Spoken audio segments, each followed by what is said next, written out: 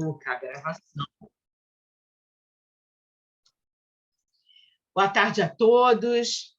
Loja Conde de Saint-Germain, iniciando seu trabalho hoje, dia 30 de outubro de 2022. E é com muita alegria que nós estamos recebendo aqui o nosso irmão Cláudio Saraiva, que é membro da loja, que vai nos falar sobre a matriz divina. O Cláudio, ele é estudioso, ele é bastante estudioso e sempre traz contribuições interessantes. Cláudio, se você quiser fazer uma apresentação sua, falar alguma coisa de você, está aberto o espaço. E seja bem-vindo. Deixa eu ver se eu consigo. Não está indo para o meu... Tá. Como é que eu faço para jogar para o meu rosto aqui no celular? Bom. Aí você teria que fechar essa tela. Deixa eu... Bom, não sei como. Você está aparecendo numa tela pequena, do lado direito. Então tá bom, deixa lá. Bom, boa tarde a todos. Como é estilo YouTube, bom dia, boa tarde, boa noite, né? É assim mais tranquilo de falar. Meu nome é, como a Regina falou, Cláudio Saraiva, eu sou membro da Sociedade Teosófica já tem um bom tempo, já creio que mais de 10 anos, e eu me interesso realmente por temas diversos, e eu diria que eu sou uma pessoa muito curiosa, né? Então, a minha formação, eu sou engenheiro, né? Eu estou atualmente aposentado e já trabalhei como servidor público no Ministério da Marinha e no Tribunal Regional do Trabalho da Primeira Região. Então, a minha proposta hoje é falar sobre a matriz divina.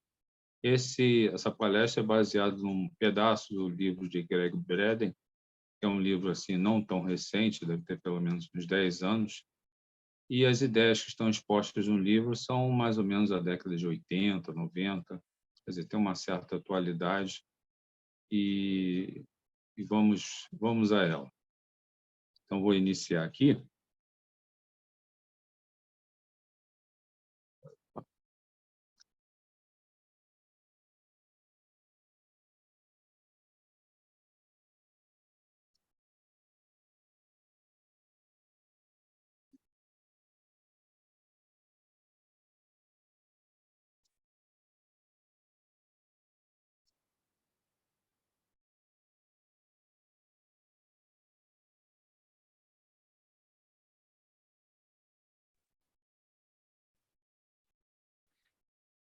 Tem que ir dando Enter para ir passando cada slide.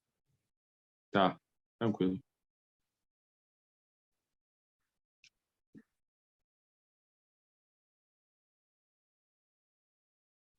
É que ele não apresenta...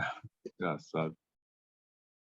Ele aparece para mim, não está aparecendo para vocês aí. Você está conseguindo mudar, Cláudio? Então, você clica na própria tela. Mudou. Tem que botar na própria tela aqui. Bom, aqui tinha uma abertura lá, mas ele não consegui passar. Eu selecionei algumas passagens aqui que Albert Einstein falou. A mais bela e profunda emoção que se pode experienciar é a sensação do místico. Este é o semeador da verdadeira ciência. Aquele a quem seja estranha tal sensação, aquele que não mais possa devanear e ser empolgado pelo encantamento, não passa em verdade de um morto. A experiência cósmica religiosa é a mais forte e mais nobre fonte de pesquisa científica. Eu cortei um pouco aqui alguns, depois a gente pode ler com mais calma. Mas, basicamente, o Einstein era um cientista que ele tinha uma visão muito holística. É curioso dizer isso, né? Mas ele realmente, o que ele fala sobre a questão do deslumbramento, você, quando começa a estudar alguma coisa, se você não tiver o sentimento de se deslumbrar por alguma coisa, de querer buscar, realmente você está morto, porque é isso que move qualquer pesquisador, qualquer cientista, qualquer pessoa que busca a verdade. Então, olha só.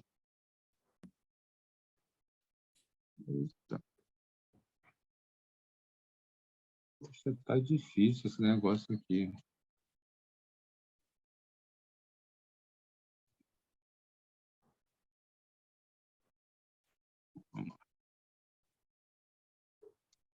Consigo passar as... Tenta na rodinha do mouse. Eu boto naquela rodinha. Boa, Regina. É só lá que eu estou conseguindo passar mesmo. Então, olha só. Deixa eu ver se eu fui. Então, olha só, nós temos um cenário que é o que norteia muitas ideias. Nós temos a física clássica. A física clássica, o que nós temos? Um conceito de vácuo. O espaço é composto por a maior parte de um vazio, de um nada.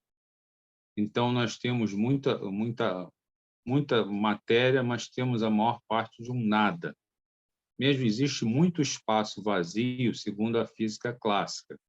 Então, tanto no espaço como nas organelas, tanto no átomo. Então, você tem muitas órbitas, que estão os elétrons, você tem o núcleo e muita coisa com espaço vazio. Já na física quântica, você já não tem muito isso. Existe uma coisa que é a tal da dualidade de onda-partícula.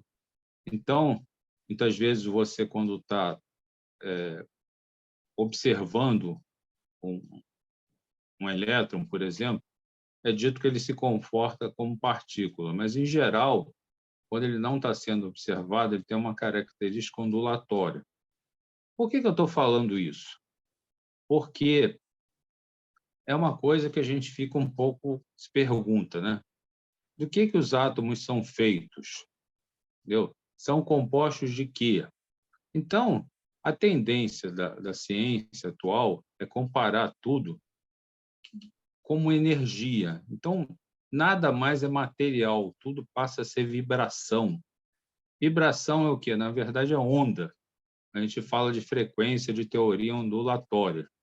Então, na verdade, a ideia que passa desse negócio é que matéria ou qualquer coisa é variação de energia. Matéria é energia condensada. Essa é a primeira ideia que eu queria colocar. Então, essa citação de Max Planck, de 1944, ele diz assim: toda matéria se origina e existe apenas em virtude de uma força. Devemos supor que por trás dessa força existe uma mente consciente e inteligente. Essa mente é a matriz de toda a matéria. Então, ele descreve o seguinte: com essas palavras, Max Planck, o pai da teoria quântica, descreveu o campo de energia universal que conecta toda a criação, a matriz divina. A matriz divina é o nosso mundo. Ou seja, o que é a matriz divina? A matriz divina é o todo. É o quê? É o campo. Então, você tem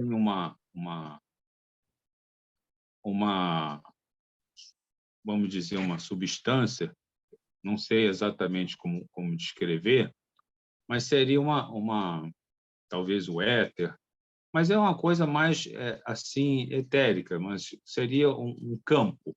Esse campo é a matriz. Então você está imerso nele e faz parte dele. Então tudo é o campo. Então a matriz divina, ela te compõe e você faz parte dela. Então é o recipiente que contém alguma coisa e ao mesmo tempo é a coisa que está contida no recipiente. Um pouco complicado? Ou seja, mas a ideia da teoria do campo da matriz divina é justamente esse.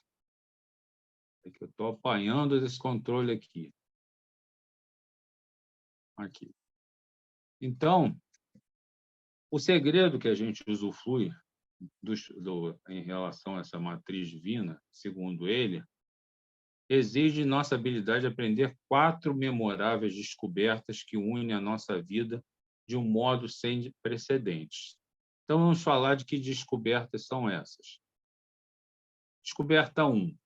Existe um campo de energia conectando toda a criação. Então, qualquer lugar que você esteja, a nível atômico, a nível astronômico, ou seja, no menor, no grande, existe o quê? Um campo de energia que conecta toda a criação. Ou seja, todo o universo, esse campo de energia vai ao limite do universo, se o universo tiver um limite. A gente não sabe bem se isso ocorre ou não. Qual é a segunda descoberta? Que esse campo desempenha o papel de receptáculo, ponte e espelho para as nossas crenças íntimas. Então, o campo é o quê? É o todo. E ele está o quê? Em qualquer lugar da criação. A descoberta 3. O campo está em toda parte e ele é holográfico. As partes estão ligadas entre si e cada uma espelha o todo em escala menor. O que, na verdade, vamos lembrar o que é uma holografia? Uma holografia é um jeito de tratar alguma coisa que é o seguinte: qualquer parte contém o todo. É esquisito, né? Mas é isso. Em qualquer parte, por menor que seja, existe uma representação do todo. Então, quando se fala em universo holográfico, mente holográfica, qualquer coisa que seja holográfica, por exemplo, se você pegasse quando a fotografia holográfica foi lançada, era muito curioso, porque você expunha ela. Então, você olhava e via o objeto que foi fotografado de forma holográfica em vários ângulos diferentes. Você cortava a fotografia no meio, você continuava vendo o objeto. Às vezes era mais difícil de ver em termos de ângulo, mas mesmo que você fosse cortando infinitamente a foto, de maneira que você conseguisse manipular e enxergar, a informação do todo estava dentro ali, em qualquer parte. Então, essa é a característica de quê? De uma holografia. Aí a descoberta 4. A nossa comunicação com o campo se faz pela linguagem da emoção. Então, como é que a gente fala com o campo? Através das nossas emoções humanas. Então, olha só como o negócio assim, é interessante, foge de um paradigma convencional. O campo está em toda parte. Ele é holográfico. E você se comunica com o campo, com a matriz, através das emoções. Na verdade, o que a gente diz como se comunica? Porque ele já faz parte de você. O campo faz parte de você. Eu diria que talvez o termo mais correto para isso é você se conecta. Então, você está ligado a tudo, mas tem hora que você não vamos dizer que é um rádio que recebe informações de várias faixas de frequência, de várias rádios que são transmitidas ao mesmo tempo. Só que você, às vezes, sintoniza com o quê? Com uma determinada rádio, que é a que você vai ouvir. Então, eu entendo isso como uma conexão. Ou seja, você está ligado a tudo, mas você se conecta, ou seja, você passa a ter consciência do campo da matriz divina quando você sintoniza ela através do quê? Da emoção. Então, a linguagem não são palavras que você diz, eu estou querendo me comunicar. Você tem que sentir. Então, isso é uma coisa assim que não é muito o senso comum. Porque qual é a coisa da física clássica? A física clássica, a gente entende o quê? Que qualquer coisa que aconteça comigo não influencia mais ninguém. Não é verdade? Em geral, o físico clássico ele pensa assim: se acontecer alguma coisa comigo, eu sou um ser, eu sou um indivíduo. Então, esse indivíduo não tem nada a ver com outro indivíduo. Só que esse conceito de individualidade ele cai meio por terra com essa teoria, a questão do campo. Por quê? Porque você está dentro de tudo, então você faz parte de um todo. Fazer parte do todo significa que você está ali, mas significa que você tenha consciência de tudo que existe ali? Não. Você não está consciente do todo. mas que o todo existe, você faz parte dele, sim. Então, vamos prosseguir um pouco mais. Com isso posto, digamos assim, está ao nosso alcance reconhecer e aplicar essas realidades que são determinantes de tudo, da restauração de nossa saúde ao sucesso de nossas carreiras. No fim das contas, nossa sobrevivência como espécie pode estar diretamente ligada à nossa capacidade e desejo de compartilhar práticas afirmativas de vida proveniente de uma visão de um mundo quântico unificado. Isso aí, eu confesso que é uma coisa que não é fácil pensar, que ela foge ao paradigma normal. Mas vamos dar uma chance ao desenvolvimento da ideia para ver se todo mundo concorda depois com as afirmativas que eu vou apresentar aqui. Então, o que eu acabei de falar, a ideia convencional que acontece em um lugar não afeta outras localidades distantes. Então, nós vamos agora para quê? Para algumas experiências que foram conduzidas, que ele fala muito no livro do Greg Braden, de mesmo nome Matriz Divina, que essa primeira experiência ela foi conduzida por 2 cientistas russos. O que esses caras fizeram? Eles pegaram um tubo de vidro, especialmente projetado para isso, e criaram um pretenso, veja bem, o entre aspas, um pretenso vácuo. O que quer dizer isso? Que, teoricamente, não tem nada dentro daquele tubo. Eles já esperavam que o vácuo absoluto não fosse alcançado. Então, o que eles observaram? Que dentro desse tubo, entre aspas, vácuo, eles descobriram que fótons. O que são fótons? Fótons é partícula elementar da luz. Então, é daí que deriva alguns termos que depois eu poderia falar sobre a questão da física quântica, que é tudo em quantas de energia, ou seja, múltiplos de alguma coisa. Então, basta agora saber o seguinte: o fóton é o quê? Um tijolo é menor massa não, é menor partícula em relação à luz.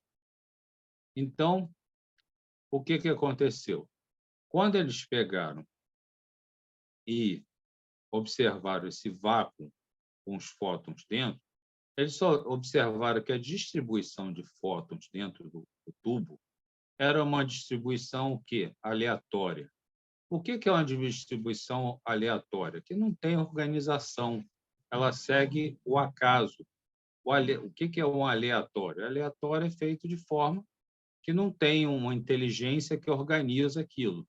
Então, a gente chegou à conclusão que pegou o tubo, tirou o ar, tem os fótons, distribuição dos fótons aleatória. Primeira parte da experiência. Aí eles fizeram o quê? Eles colocaram, eles inseriram amostras de DNA dentro desse tubo. E o que aconteceu? Os fótons passaram a se organizar de uma forma regular, uma forma organizada, digamos assim. O que aconteceu foi isso. Se a inteligência do DNA, de alguma forma, orientou as partículas da luz para que elas se colocassem de uma forma organizada. Isso foge a qualquer princípio convencional. Porque, veja bem, o que é uma partícula de DNA? É um sistema composto de bases, de proteínas, que são, a nível, vamos dizer, biológico, é matéria orgânica. Mas essa matéria orgânica, por que ela tem a inteligência de orientar luz? Não é óbvio, é estranho. Não é o senso comum que isso aconteça. Aí o que aconteceu? Eles notaram isso. Então, vamos lá. Primeira etapa da experiência, estavam os fótons lá sem amostra de DNA, distribuição aleatória. Segunda etapa, introduz as amostras de DNA, distribuição o quê? Organizada. Tá bom. Se a gente tirar as amostras, é aquela coisa de causa e efeito. Ó, se você tirou a inteligência que está organizando, o que era de se supor? Eu, pelo menos, penso que deveria voltar a quê? A distribuição aleatória. Porque você tirou a inteligência de lá, tirou a fonte geradora do efeito, que é a inserção do DNA. Só que o que acontece? Tirou e a distribuição não retornou aleatória, ela continuou de forma organizada. Então, assim, a grosso modo, é como se os fótons tivessem aprendido alguma coisa com a inteligência do DNA. E como eles passaram de um estado, vamos dizer, de menos inteligência para um estado de mais inteligência, eles resolveram ali permanecer, porque o caminho é o caminho da evolução, né? Esse é o caminho que a gente trilha. Então, é isso. Isso aí é uma coisa que, para a física convencional, é esquisito. Não tem justificativa pela física clássica que justifique isso aí. Então, essa é a primeira experiência. Aí, tem a segunda. A segunda foi o quê? Pegou um cara, pegou um indivíduo, que a gente vai chamar de doador, e a gente tirou amostras de tecido, amostras de DNA.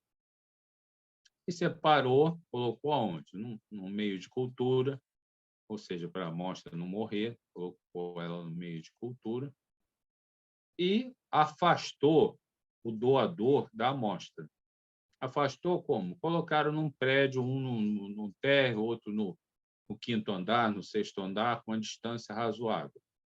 Aí, o que eles fizeram? Eles colocaram sob condições de controle o doador e o outro também observando, monitorando as duas.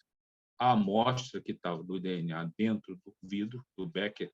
Becker é uma espécie de vidro que você usa é como se fosse uma caneca que você usa em química. Então, voltando, nós temos o cara, o indivíduo que está lá no andar apartado da amostra que está em outro andar. E tanto a pessoa quanto a amostra estão sendo monitorados, por quê? Por vários instrumentos, por relógios atômicos de alta precisão. E o que se faz? Vamos começar a estimular esse indivíduo com o quê? Com imagens.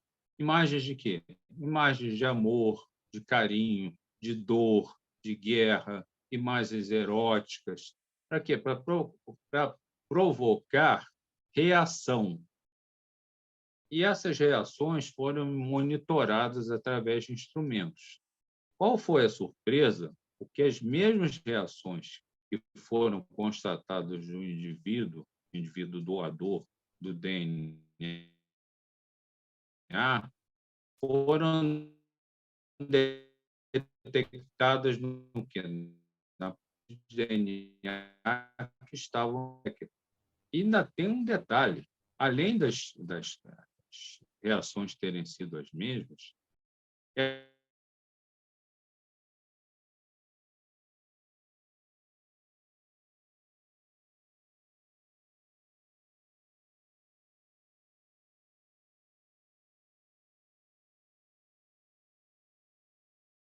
por medição de relógios atômicos, que o tempo foi exatamente igual nos dois.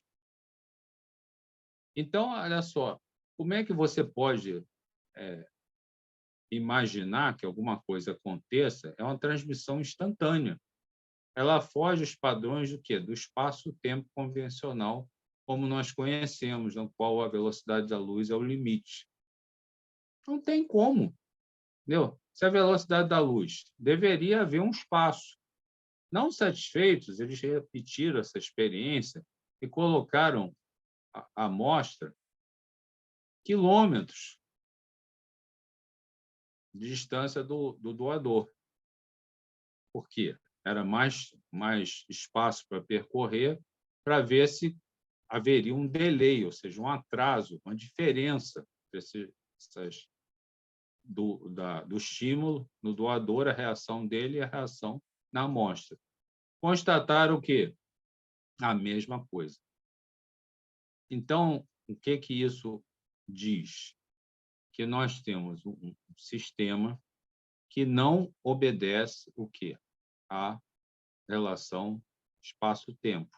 Não segue o paradigma da velocidade da luz. Só falar que não segue a velocidade da luz, nossa, isso aí já é uma coisa mais rápida do que a velocidade da luz. Porque, na verdade, nem se pode falar em velocidade, né? Porque é instantâneo, acontece ao mesmo tempo. Então, está vendo? A gente vai para a terceira experiência. Essa foi realizada por um instituto, HealthMath, e o objetivo dela era determinar o efeito das emoções sobre a saúde e o sistema imunológico. Já ficou provado que nós temos nosso coração é o órgão que gera mais um campo elétrico magnético de maior intensidade.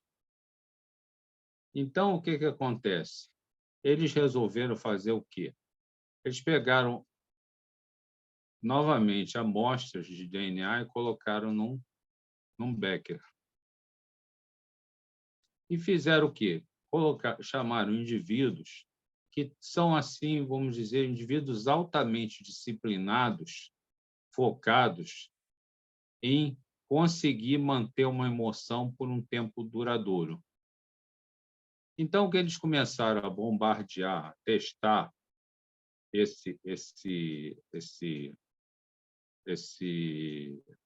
essas amostras, como? Colocando esses indivíduos para pensarem nesses sentimentos. E quais foram esses sentimentos? Amor, admiração, compaixão, perdão, e os sentimentos não tão nobres, né? Que seria ódio, raiva, ciúme, ira. E o que eles constataram? Que a hélice do DNA, que ela é espiralada, ela tende a relaxar, ela se solta, como se ela estivesse assim, embaraçada, e ela se torna mais fluida, ela fica mais parecida com um barbante desenrolado. Isso com os sentimentos que são positivos. Aí, com os outros, ciúme, raiva, ódio, ira, aconteceu o contrário. É como se a molécula se contraísse, se enroscasse. Então, olha só, é como se qual é o músculo. É um músculo quando está assim tranquilo, a gente está o quê? A gente está com o músculo solto, relaxado. Quando a gente está tenso, o que tende a fazer a musculatura? Ela contrai. Então, o DNA segue essa regra. Quando ele está na presença de sentimentos positivos, ele relaxa. É até estranho dizer isso, né? A amostra de DNA relaxa. Aí depois, quando você joga um sentimento contrário, a amostra de DNA contrai. Então, é um negócio assim que é meio... Você olha e diz, poxa, mas isso não tem nada a ver. Mas isso foi constatado, foi produto de experiências. Então, o que acontece? Nós temos aqui o sumário dessas 3 experiências. Primeiro, o DNA humano exerce efeito direto na matéria que constitui o mundo. Vocês lembram lá no início que eu falei que matéria é energia condensada? Basicamente, nós temos o quê? Temos luz, temos os fótons. Então, o DNA ele exerce efeito na matéria na luz, nos fótons. Então, o nosso DNA tem uma inteligência que interage com luz. Outra conclusão, a relação entre as emoções e o DNA transcende limites espaciais e temporais. Por quê? Porque lembra da outra experiência? O que estimulava o indivíduo, a amostra reagia ao mesmo tempo. Então, não há, como eu falei antes, não há que se falar em velocidade, não há o que se falar em tempo, porque é instantâneo. Para piorar a situação, a emoção humana exerce efeito direto sobre o DNA. Então, olha só que coisa assim que vai seguindo. Você vê que o DNA ele se liga à matéria. A emoção também afeta a matéria. E essas relações se dão a nível instantâneo. Se você juntar as três experiências, as possibilidades quânticas disso aí são absurdas. Por quê? Porque você sai do domínio do espaço-tempo. Você passa a pensar em quê? Em frequência de emoção dentro de uma física que não é mais uma física clássica, é uma física quântica. E vamos lembrar que a física quântica é uma física de possibilidades. A física quântica diz que qualquer coisa já está criada como possibilidade. Então, se a gente consegue acessar isso aí e falar através da emoção com o DNA, e o DNA afeta a matéria, então, na verdade, nós temos um instrumento que pode alterar a matéria. E isso serve para quê? Para você construir novas emoções, pode construir saúde, você pode construir novas possibilidades de relacionamento, ou seja, você pode construir uma opção de coisas. Então, o livro em si, ele trata, depois a parte subsequente, ele trata em princípios da matriz divina. Eu cheguei a colocar na palestra, mas é muito longo, ficaria uma palestra muito chata. Então, eu optei por parar exatamente nesse ponto, que eu acho que é um bocado de informação que a gente pode conversar sobre isso. Então, o que a gente chega à conclusão? Que existe um sistema, ou melhor, existe um campo que ele chama de matriz divina, o qual a gente interage com ele. Então, através dessa interação, eu volto a dizer, não sei se é só... A gente já faz parte dele, mas a partir do momento que a gente tem a consciência dele e sabe falar com esse sistema, a gente pode induzi-lo ou criar coisas que nos facilitem, ou seja, melhorar a nossa vida. Essa palestra, essa ideia desse livro, é uma mistura de várias coisas, porque ela surpreende sob o ponto de vista de um físico. O físico fica de cabelo em pé com isso aí. Entendeu? A pessoa que é holística, ela vê coisas que têm a ver com as filosofias orientais. Entendeu? Os orientais já falam isso há séculos. Mas o que acontece? Os orientais falam da coisa e apresentam o resultado. Qual é a vantagem que eu gosto da ciência? A ciência abre o fenômeno. Ela coloca o fenômeno no laboratório e diz assim, isso está acontecendo. Então, isso permite que essas experiências sejam reproduzidas várias e várias vezes. Então, tira aquela história do cético, eu só acredito vendo. Não, você vai ver. É só fazer. Entende? Então, o que eu queria colocar sobre esse livro, sobre essa matriz divina, seria basicamente isso.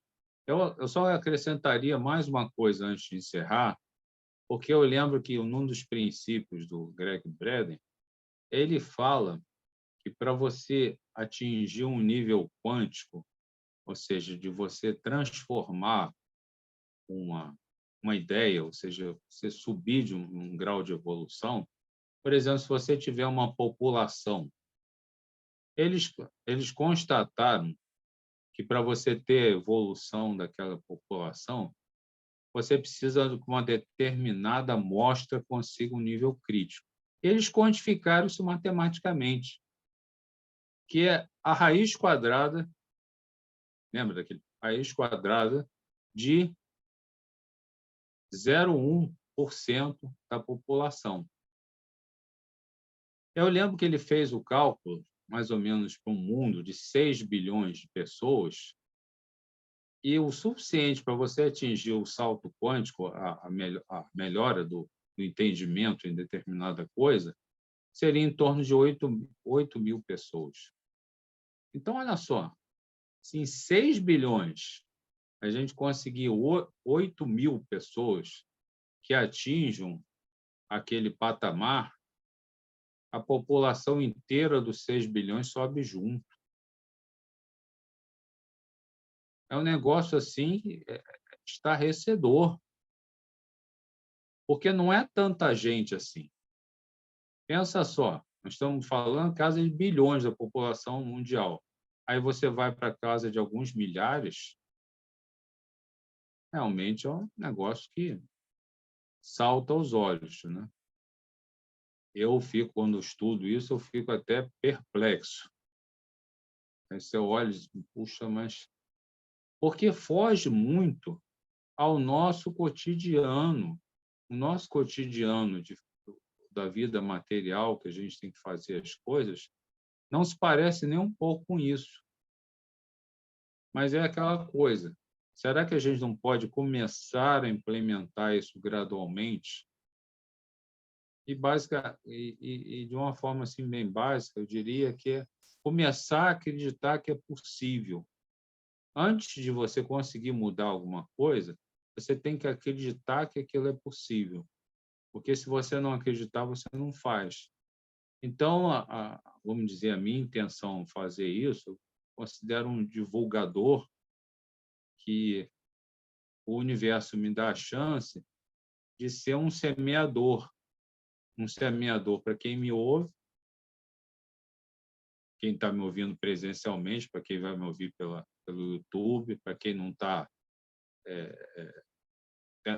com corpo material, com corpo sutil, e até para mim mesmo, que quando eu falo, eu me convenço mais do que eu estou falando.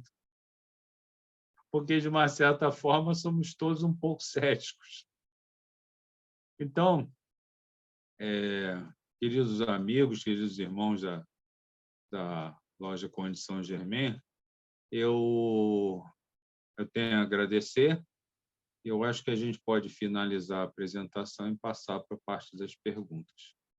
Muito obrigado.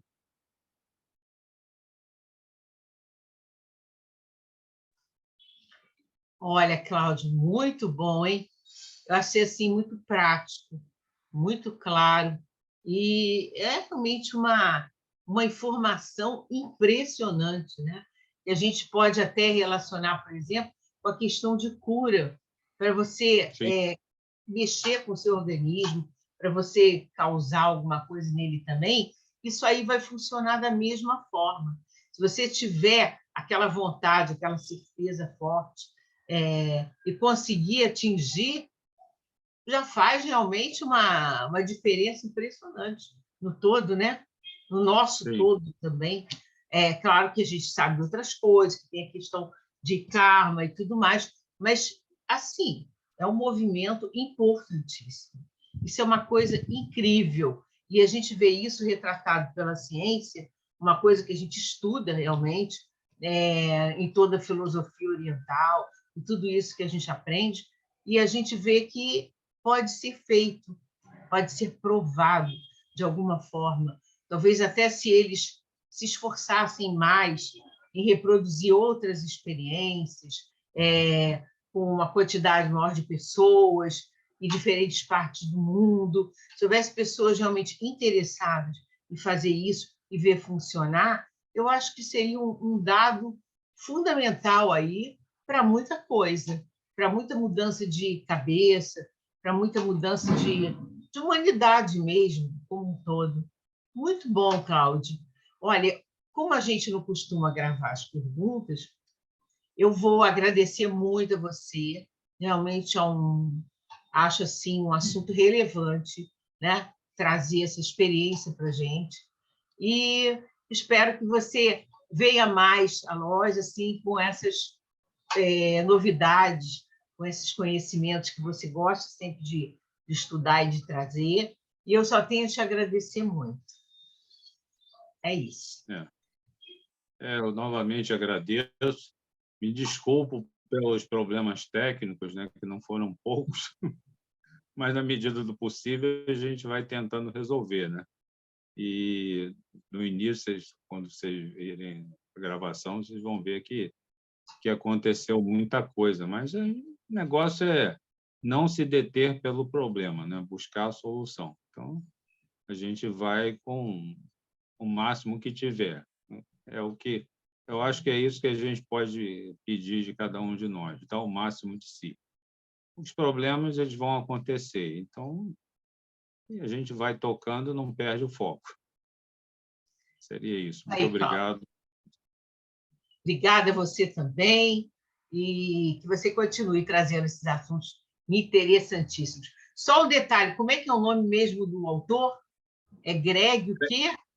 Greg Braden. Como é que escreve? Como é que... a Matriz Divina, Greg. Eu já tinha ouvido falar nele, sabia? Muito bom, é isso, gente. Muito bom mesmo. Então, vamos encerrar nossa gravação agora e vamos às perguntas e os comentários, as dúvidas. Boa tarde a todos. E eu vou pedir, então, ao nosso irmão para encerrar a gravação.